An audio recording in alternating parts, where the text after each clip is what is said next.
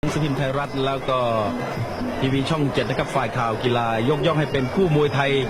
ดุเดือดแห่งปี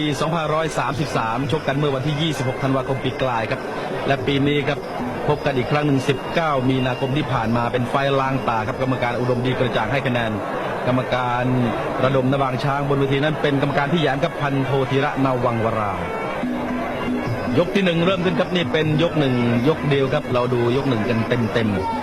ขึ้นมานั้นผู้ชมในสนามให้แก่นศักดิ์กางเกงสีแดงครับตัวเล็กกว่าเตี้ยกว่านั้นได้เปรียบ 53-74 ครับแม่ตัวเล็กกว่าแต่ได้เปรียบเพราะผู้ชมนั้นเชื่อจังหวะฝีมือและเชื่อ IQ ก็เป็นมวยฉลาดเหลือเกินแก่นศักดิ์ครับนี่เป็นนักมวยไทยยอดเยี่ยมของสมาคมผู้สื่อข่าวกีฬาปี 2532 และปี 2533 ซึ่งจะประกาศผลในวันที่ 16 เมษายนนี้แหละครับก็เป็นตัวเต็งหนึ่งเก่งเป็นตัวเก่งเลยครับว่าจะเป็นนักมวยไทยคนแรกในประวัติศาสตร์ที่ได้ตำแหน่งยอดเยี่ยม2 สมัยติดต่อกันค่าตัววันนี้โอ้ยถูกถีบหน้าทันทีแล้วแม่ทวีศักดิ์เล็กเล่นของสูงเลยครับถีบหน้าเลยแก่นศักดิ์เก็บอารมณ์ทำเป็นไม่โกรธจริงๆข้างในต้องโกรธนะครับถือว่าหยามกันเหลือเกินค่าตัวแก่นศักดิ์วันนี้ 380,000 นะครับเรียกว่าเป็นค่าตัวที่แพงที่สุดในประวัติศาสตร์ของนักมวยไทยทีเดียวครับทวีศักดิ์เล็กนั่นก็150,000 ขึ้นแล้วครับมวยระดับนี้วางแข้งซ้ายทีหนึ่งฉายาของทวีศักดิ์เล็กคือจอมซาดิสนะครับเป็นมวยที่อาวุธรุนแรงแล้วชกดูโหดทีหน้าทิ้งแล้วเป็นครั้งที่2แก่นศักดิ์ไม่โกรธนะครับมวยที่ระดับเงินแสนและโดนถีบหน้านี่จะโกรธไม่ได้ไม่เหมือนนักมวยค่าตัวเงินร้อยหรือเงินพันครับเก็บอารมณ์ไม่อยู่เดินแทงครับจอมซาดิสชกกันไฟแรกนั้นเมื่อวันที่ 26 ธันวาคมกับคู่นี้ได้รับการยกย่องจากหนังสือพิมพ์ไทยรัฐกับช่อง7 สีครับว่าให้เป็นคู่มวยไทยดุเดือดแห่งปี 2533 แล้วนั้นทวีศักดิ์เล็กนั้นต่อยแก่นศักดิ์ลงไปนับ 8 ในยกที่ 2 แต่ยก 3-4 นั้นโดนเจาะยางแล้วโดนต่อยนับ 8 บ้างแล้วก็แพ้ไปอย่างที่บอบช้ำแล้วครับก็สงสัยว่าแหมแพ้ได้ยังไงได้นับ 8 มาแล้ววันนี้ก็มาล้างตายอีกครั้งหนึ่งครับนี่เป็นยกที่1ครับแก่นศักดิ์ได้เปรียบ 53-74 เจาะยางอีกแล้วครับคราวที่แล้วนั้นเจาะยางจนเป๋มาทีนึงแล้วดันออกไปทวีศักดิ์เล็กขยับมาหาตลอดมวยบุกนะครับแก่นศักดิ์หลอกในมาถึงช่วงปลายยกโอ้ยโดนแล้วครับเต็มกรามเลยนะครับโอ้ยตวัดแข้งขวาเข้าเต็มกรามเลยนะครับลงไปนับ 8ครับพี่แย้มนับ 8 แล้วโอ้ยตายแล้วทวีศักดิ์โดนเร็วเหลือเกินเอาละครับแก่นศักดิ์มาแล้วครับเริ่มเน้นเจาะยางยิงหมัดด้วยหมัดขึ้นบนขาเท้าลงล่างครับเอาละครับมีเจาะยางอีกแล้วดูครับทวีศักดิ์เล็กโชคไม่ดีจริงๆครับโดนเจาะยางอีกแล้วฮุกทีหนึ่งโอ้ยดูครับโดนอีกแล้วครับแก่นศักดิ์นี่อย่าไปเผลอกับแกเจาะยางหนักเหลือเกินครับเน้นเจาะยางหนักเหลือเกินเผลอก็ขึ้นบนเอาละครับขึ้นสู้หมดยกที่1ดูครับทวีศักดิ์เล็กเผลอนะครับโดนแข้งขวานะครับลูกนี้ครับเต็มกรามเลยนะครับโค่นลงไปเลยนะครับโค่นลงไปนับ 8เลยครับนี่ครับกิมอยู่เลิกชัยครับเทรนเนอร์ของแก่นศักดิ์วันนี้ปิดหมวกกันน็อกครับเอาหมวกมาสวมคุณเสียนาวครับเซ็งเลยครับยก1โดนนับ 8นี่ไล่ลำบากเลยครับเสียดายเลยครับเสียนาวคงเสียดายพอหมดยกแรกครับแก่นศักดิ์ได้เปรียบ5-1เลยครับเพราะว่าได้นับ 8 1 คะแนนเลยนะครับเวทีลุมพินีนั้นได้นับ 8 1 คะแนนถ้าว่าชนะกันธรรมดาพื้นๆได้ครึ่งคะแนนต้องไล่กันอ่วมอรไทยแล้วครับกว่าจะได้คืนมา1 คะแนนที่หายไปจิ้มแล้วครับยกที่2และ3รวมกันนะครับแก่นศักดิ์ต้องปัดป้องแล้วครับเพราะว่าจอมซาดิสมาแล้วครับโดนนับ 8ที่ต้องเอาคืนแล้วฟันศอกเดินชนแล้วครับแก่นศักดิ์ก็ฟันศอกดักเหมือนกันต้องไล่เอาคะแนนคืนให้ได้ครับยกบังเอาไว้ตัวเจาะยางเหมือนกันจิ้มแล้วจอมซาดิสเดินแทงแก่นศักดิ์ที่แหมมวย IQ สูงเหลือเกินครับที่มีสร้อยคอทองคำหนัก10 บาทที่ดิน79 ตารางวามีร้านอาหารเงินฝาก1,200,000 บาทนะครับแก่นศักดิ์นี่แหมมวยเศรษฐีถือว่าเป็นนักมวยไทยที่มีทรัพย์สินมากที่สุดในปัจจุบันนี้นะครับอายุก็ยังไม่เยอะครับอายุแค่22แล้วครับตบซ้ายแล้วก็เจาะยางโดนอีกฮุกซ้ายทีหนึ่งแกเจาะยางลำบากกับกองเชียร์ของแก่นศักดิ์เยอะเหลือเกินวันนี้ดันออกไปครับทวีศักดิ์เล็กนั้นอายุ23ครับนี่มีมอเตอร์ไซค์1 คันทอง3 บาทเงินนั้นไม่บอกจำนวนก็ปกปิดไว้ก่อนก็มีเป็นแสนเหมือนกันครับมวยเงินแสนถีบเส้นทีหนึ่ง แม่วันนี้มันเร็วสักลึกจนแม่คนดูก็ตั้งตัวไม่ทันครับ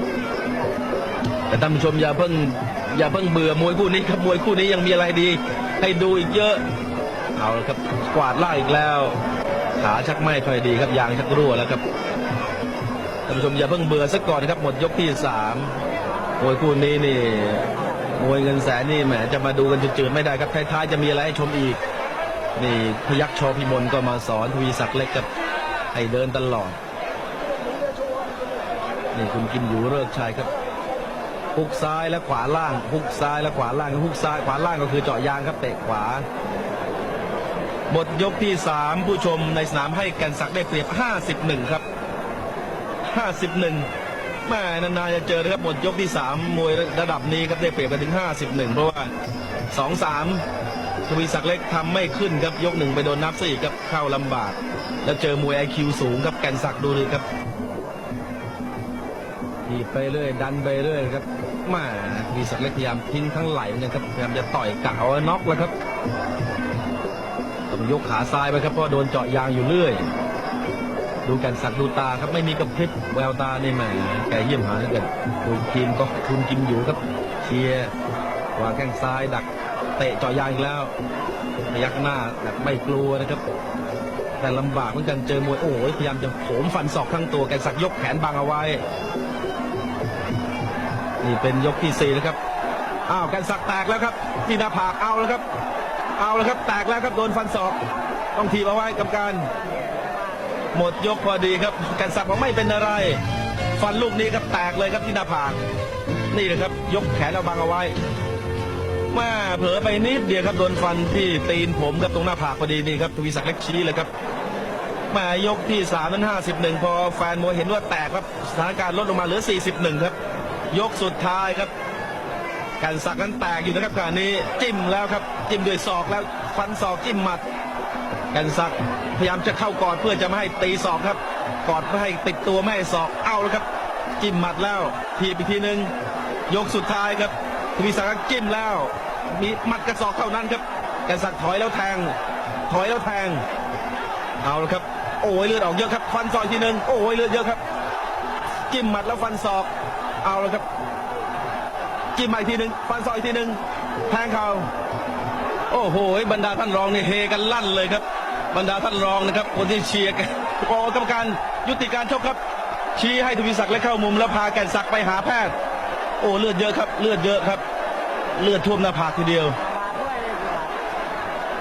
ว่ากรรมการถามเปิดแผลดูบอกว่ายังไกลครับยังไกลตำแหน่งสำคัญโอ้โหจามศอกเลยครับทวีศักดิ์จิ้มฟันศอกแหมมีทั้งจามทั้งฟันแก่นศักดิ์ต้องถีบเอาไว้ครับจิ้มอีกแล้วดูเลือดครับเยอะเหลือเกินครับแต่แผลนั้นไปอยู่ที่ตีนผมนะครับที่หน้าผากก็เลยไม่อันตรายแม่ถ้าเป็นยก4แล้วก็ยุ่งเลยแล้วครับกองเชียร์เชียร์กันเสียงแหบเสียงแห้งแล้วการกวักมือให้อยู่กลางเวทีแก่นศักดิ์ชักจะอ่อนไปเหมือนกันครับวางแข้งจิ้มมาอีกแล้วครับเลือดเยอะเหลือเกินมวยแข็งแรงเลยครับเลือดเยอะฟันศอกอีกแล้วแก่นศักดิ์ต้องยกแขนสูงไว้ครับป้องกันศอกฟันศอกยิงหมัดว่าทวีศักดิ์เล็กได้ฮึดอีกเฮือกหนึ่ง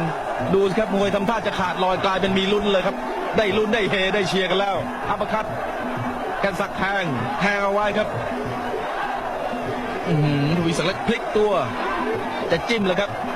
ทีบเอาไว้จะฟันทีบหน้าอีกทีหนึ่งจิ้มหมัดโอ้แก่นศักดิ์ท่าทางอีบัดอีโรยเหมือนกันแต่ว่าหน้าตายังแบบไม่ยีระเหมือนเดิมครับวางแข้งขวาแม่เลือดเยอะครับวางแข้งไม่โดนแก่นศักดิ์พยายามล็อกเอาไว้นี่ปลายยกที่5แล้วนะครับแม่ถ้าไปแตกแบบนี้ยก4เห็นทีจะยุ่งครับนี่ยังดีว่าได้นับยกแรกค้ำไว้นะครับไหนาล้มลงไปอีกแล้วโอ้ยว่ากองเชียร์เฮกันใหญ่ครับแก่นศักดิ์แทงเอาไว้ปล้ำฟาดแทงทวีศักดิ์เล็กท่าทางจะหมดเหมือนกันครับโหมมากดิ้นไม่หลุดแก่นศักดิ์ดันออกไปถีบเอาไว้ครับยังคุมสถานการณ์ได้อยู่วางแข้งไม่ขึ้นแม่ทางหายใจทางปาก ยกบังเอาไว้แม่เลือดเยอะครับวางแข้งอีกทีหนึ่งทวีศักดิ์เล็กฮึดไม่ขึ้นเหมือนกันครับถีบซะอีกทีหนึ่งหมดยกสุดท้ายทวีศักดิ์เล็กไม่ผ่านครับไม่ผ่านยังไกลครับมาได้ฮึดยกสุดท้ายแต่ว่าไปเสียนับยกแรกแล้วนะครับยังไงก็ไม่ผ่านแล้วครับอย่างนี้ล้างตาไม่สำเร็จครับกรรมการหันไปทางมุมแดงครับแก่นศักดิ์ สอเพลินจิตแม่ชัยชนะคราวนี้ได้มาด้วยเลือดครับทำท่าจะขาดลอย